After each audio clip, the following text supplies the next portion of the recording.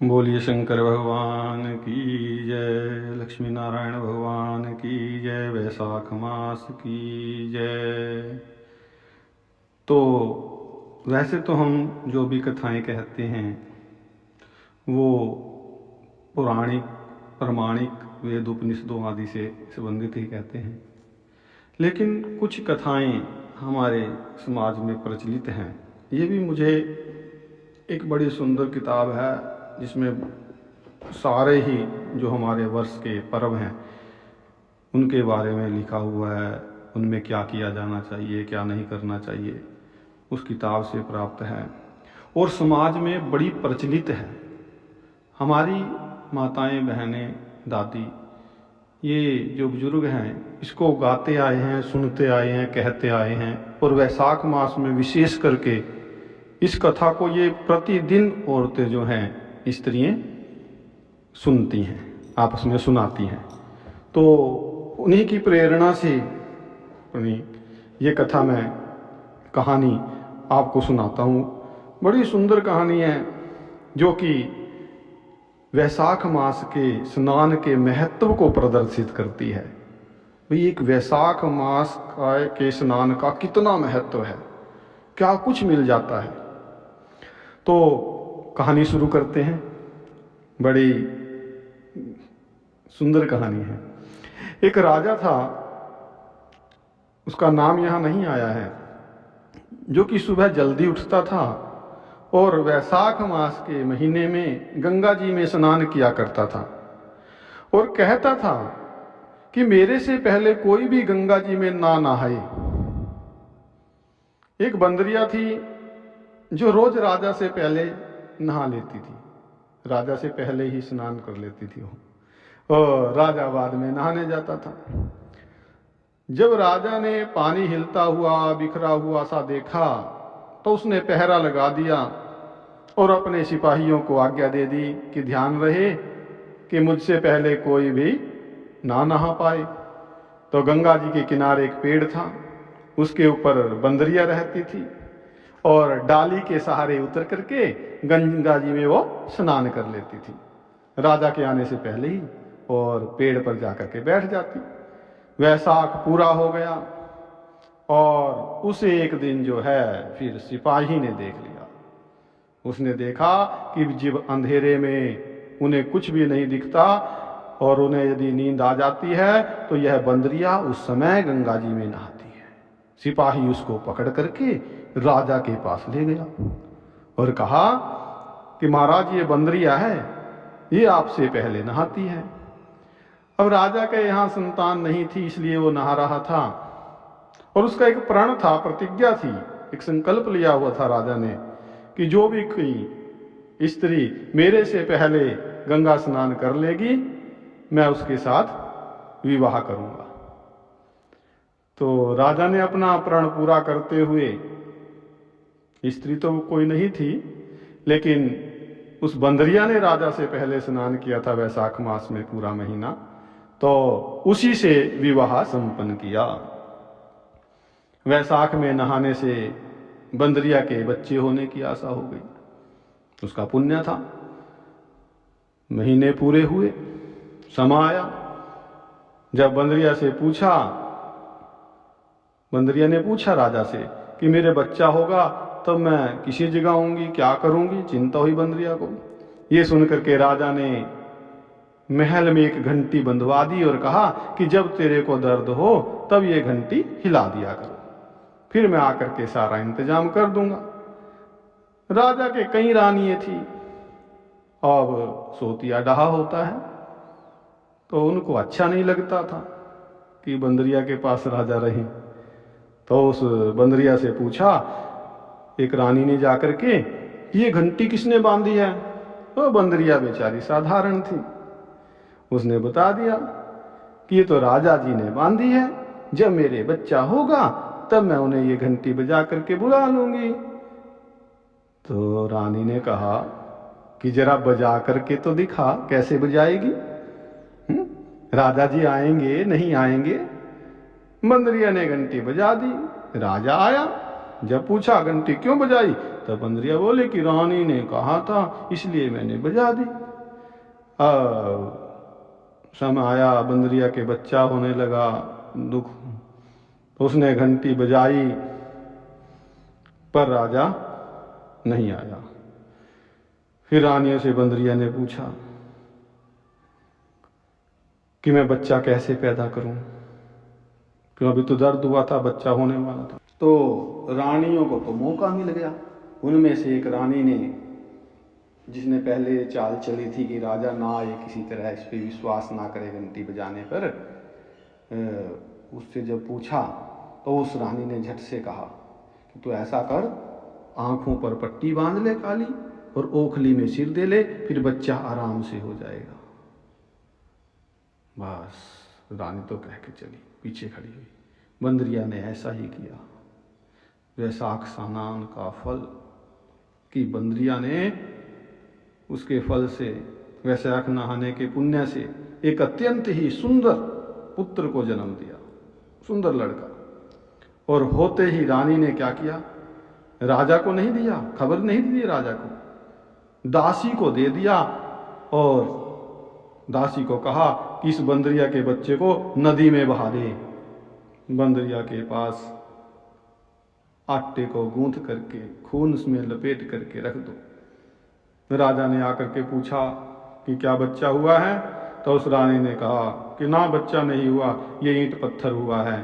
फिर राजा ने संतोष कर लिया कि चलो, जब रानियों के बच्चा नहीं हुआ तो मेरा भाग्य ही ऐसा है, इसको तो क्या होना था, इसको कैसे होता।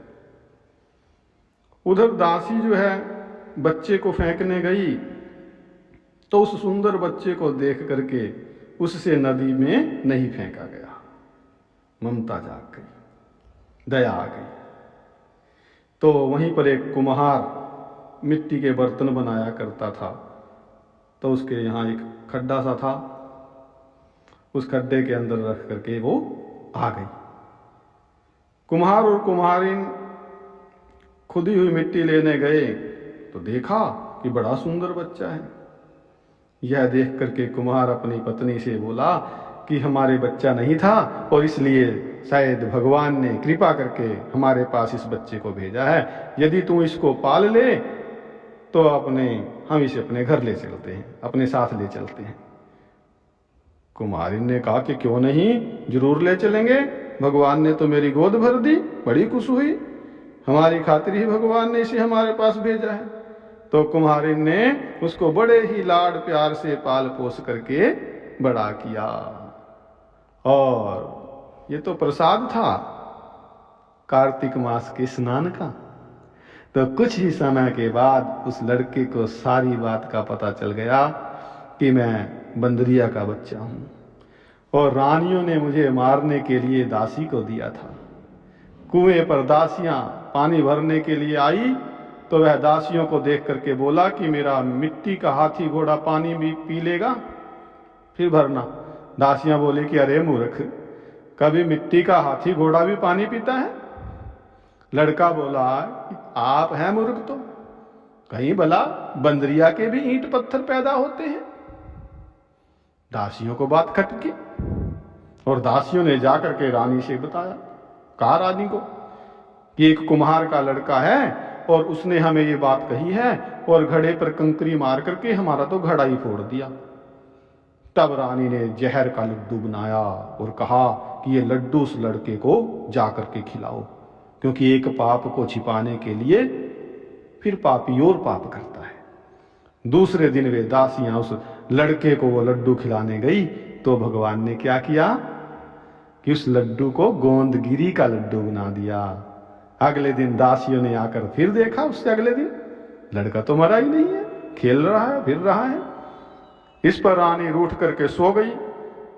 तो राजा ने आकर के पूछा कि रानी सो क्यों रही है? तो रानी ने जवाब दिया कि कुम्हार को अपनी बस्ती से निकाल दे। राजा ने कहा ये क्यों कड़वा बोलती है, ऐसा क्यों कहती है? पर रानी है, रानी की जिद थी, जिद के आगे राजा की नहीं चली। राजा ने सोचा चलो रानी को कुछ करते हैं, अधिक पूछताछ भी नहीं की और उस कुम्हार को निकलवा दिया। कुम्हार अब जो है जंगल में रहने लगा। और वहां वह लड़का साथ में था। वो एक दिन अपने पिताजी से बोला कि पिताजी मेरे को 108 करवे और 108 गोले बना दो छोटे छोटे। वो ठंडे ठंडे घड़े भर करके वन में बैठ गया। अब गणगौरों के लिए मिट्टी लेने के लिए एक विशेष पूजा होती है, उसके लिए बहुत सारी लड़कियां आई। राजा की साहूकारिणी भी आई थी और बगीचे में बैठ करके खेलने लग गई। मतलब राजा का जो साहूकार था उसकी लड़की भी आई थी। खेलते खेलते प्यास लगी उनको। ये लड़कियां उस लड़के से बोली कि हमें पानी पिला दो। वो लड़का बोला कि मेरे पास ये गोलियां हैं, इन्हें खाती चलो, पानी पीती चलो, मेरे पीछे घूमती फिरते पानी पी लो। फिर कई लड़कियों ने कहा कि हम नहीं खाएंगे, हमें तो प्यास लगी है, तू खा ले। लेकिन फिर वो लड़कियां जो हैं आगे बैठ गई। लड़का एक एक करके गोली देता रहा, वो खाती रही और ठंडा पानी पिया और उस लड़के के चारों तरफ फिरने लगी, परिक्रमा करने लगी। सब लड़कियों ने पेट भर करी, जल से पेट भरा। और यहां एक आश्चर्य हुआ, क्या कि उन लड़कियों के पेट में ठंडा पानी और केवल वो जो गोली थी वो खाने से ही गर्भ रह गया। लड़कियां मिट्टी लेकर के घर गई तो पीछे उनके बाप ने, उनके जो पिता थे उन्होंने विवाह के बारे में विचार किया, लेकिन विवाह नहीं निकल रहा था। पर उसने कहा भाई विवाह तो होना चाहिए। खैर कुछ दिन के बाद लड़कियों में से किसी का जी घबराए, कोई रोटी ना खाए, कोई उल्टी करे। सबने पूछा कि क्या तुम्हारे को क्या हो गया? तो वो लड़कियां कहती हैं हमें तो पता नहीं। एक लड़की आगे आई तो कहती हमें अधिक तो पता नहीं, लेकिन जिस दिन ना हम वन में जंगल में मिट्टी लेने गई थी तो हमें प्यास लगी, वहां एक कुम्हार का लड़का था, उससे हमने पानी मांगा और वो हमें एक एक गोली देता गया और पानी पिलाता गया और खुद जो है स्वयं बीच में बैठ गया और हमसे कहा कि तुम चारों तरफ फिरो मेरे। बस ये बात सुन करके सबके पिता जो हैं वो उस कुम्हार के लड़के के पास गए और बोले कि हम अपनी लड़कियों का विवाह अब तेरे साथ करेंगे। अब क्या करें, उनकी तो इज्जत की बात थी। तो उसने सबसे के साथ फेरे लेने को कहा। कुम्हार ने कहा कि महाराज आप बड़े आदमी हो, हैं, मेरा बेटा ऐसा क्यों करेगा, कैसे इसका काम चलेगा, इसे कैसे इनकी संभाल करेगा। पर सब कोई जो है उसके साथ अपनी अपनी लड़कियों का विवाह करके चले गए और बहुत सारी धन दौलत दे करके अपनी लड़कियों को सौंप दिया। तो इस तरह 108 बहुएं आ गई, 108 लड़कियां थी वो। फिर सबके लड़के भी हुई। लीला प्रभु की 108 कमरे बना दिए गए, सब बहुओं के लिए भी कमरे बना दिए गए। फिर लड़के ने कहा कि पिताजी अब हम सारे नगर में दावत का बुलावा देंगे, हैं आपके कितनी बहुएं आई हैं और इतने ही पोते हो गए। कुमार ने कहा जिमा दो सबको। तब सारी नगरी और राजा रानी को भी बुलावा भेज दिया। सभी निमंत्रण पर आमंत्रित हुए, आए और राजा का परिवार भी सेना सहित आमंत्रित हुआ। तो उस लड़के ने कहा राजा से कि राजन आप उस बंदरिया को नहीं लाए? राजा ने कहा भाई तुम कहते पहले तो हम बंदरिया को बुला लेते, चलो अब बुला लेते हैं। तो राजा ने बंदरिया को बुलाने के लिए रथ पालकी को सजा करके भिजवा दिया और वहां पर सारी सभा के बीच सोने की चौकी पर और सुंदर गद्दी बिछवा दी गई। फिर बंदरिया आई तो गद्दी के ऊपर उसको बिठा दिया गया। 108 बहुओं से कह दिया उस लड़के ने कि ये बंदरिया मेरी जन्म देने वाली माँ है और सब कोई जो है सोने की मोहरें दे करके गोद में पोते देती जाओ, अर्थात अपने पोतों को आशीर्वाद दिलवाओ। फिर सब बहुएं आई और सोने की मोहरें दे करके पैर छू करके आशीर्वाद लिया, गोद में पोते को देती गई। बंदरिया सबको आशीर्वाद देती चली गई और राजा की रानियां समझ गई कि ये क्या कहानी है और राजा से कहा ये हमें बुला करके हमारा अपमान कर रहे हैं, इसलिए हम तो जा रहे हैं। फिर राजा भी लड़ करके बोला ये भाई उस लड़के से कि इतना स्वागत इस बंदरिया का क्यों? लड़का कहता है कि महाराज ये बंदरिया मेरी जन्म की माँ है। राजा ने पूछा कैसे? तो लड़के ने बताया कि मैं बंदरिया से पैदा हुआ था तो तुम्हारी रानियों ने मुझे दासियों को दे दिया, कहा कि इसे नदी में बहा दो, लेकिन दासी ने मुझे नदी में नहीं बहाया, मुझे उसने एक खड्डे में रख दिया जहाँ ये मेरे पिता कुम्हार जो हैं बर्तन बनाते थे, इन्होंने मुझे पाल पोस करके बड़ा किया है, कुम्हार कुम्हारिन ने हैं, ये मेरे पालने वाले पिता हैं। और जो दासी मेरे को ले करके गई थी वो देखो यहीं पर खड़ी है। दासी ने कह दिया कि हाँ महाराज मेरे को दिया था और मुझसे इसे नदी में नहीं फेंका गया, इसलिए इसको एक खड्डे में रख करके मैं वापस आ गई थी। रानी अब सुन करके चुप हो गई, घबरा गई क्या होगा। इसके बाद राजा ने रानियों को छोड़ दिया और बंदरिया को साथ ले गया, साथ में पोतों को, बहुओं को और बेटे को साथ ले बड़े गाजे बाजे से अपने घर ले आया और सबको अलग अलग महल बनवा दिए सबके लिए, और सब वहां जाकर के राज्य करने लगी। सारी दुनिया कहने लगी कि वैशाख नहाने का इतना फल है तो सभी को वैशाख मास में स्नान करना चाहिए और दान पुण्य करना चाहिए। बाद में कुम्हार से कहा कि कुम्हार तुझे जितना धन चाहिए, जितनी दौलत चाहिए ले ले, तेरा मन चाहे तो मेरे घर पर रह, और यदि तेरा मन अपने घर में रहने को कहे तो तू वहाँ जा। क्यों? क्योंकि तुमने बहुत बड़ा उपकार किया है, इस बच्चे का पालन पोषण किया है। तो कुम्हार को बहुत सारा धन दे करके राजा ने विदा किया। इस प्रकार जो है जो वैशाख में स्नान करता है उसकी सभी इच्छाएं पूरी होती हैं, परम पुण्य की प्राप्ति होती है। बोलिए वैशाख मास की जय।